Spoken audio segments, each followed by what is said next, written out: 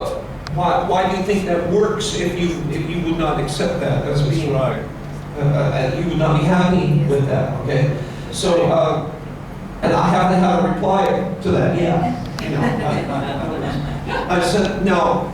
I said, you may think that we Christians, I tell them, come to church. You know, you have to tell them that they're welcome, because many Hindu temples welcome only Hindus. At least past a certain point, only Hindus could enter the temple. So that they would assume, perhaps, that only Christians were allowed to go to a church.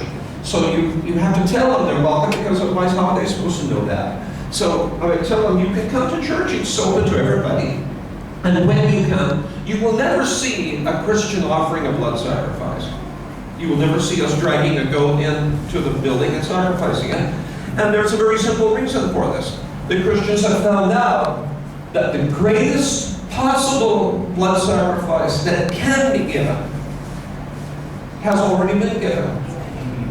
Okay? There is no sacrifice that we can give, right, even of our own blood, that would match when God gives His. And somebody may say, well, God doesn't have blood.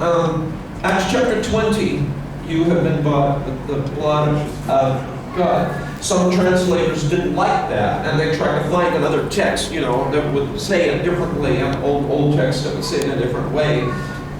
But they couldn't find it. All the oldest texts say it that way, so they had to. So, since God was manifest in the flesh and came down to earth as Jesus Christ, as a human being, therefore, and having blood that He gave, so therefore, that's why we say the blood of God.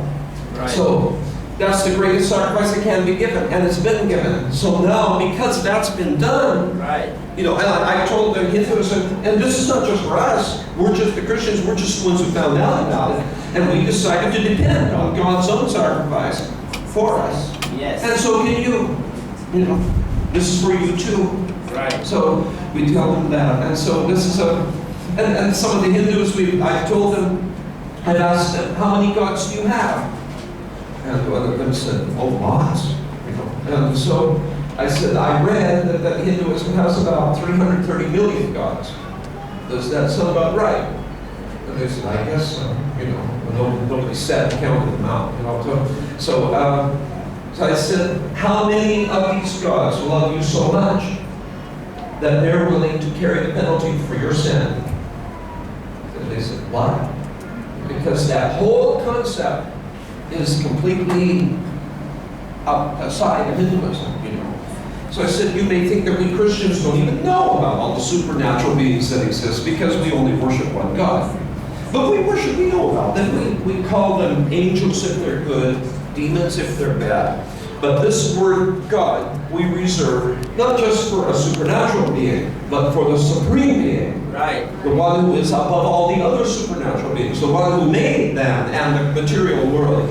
The one who made us. The one who made everything. The first, the highest, the greatest. That's God. And the good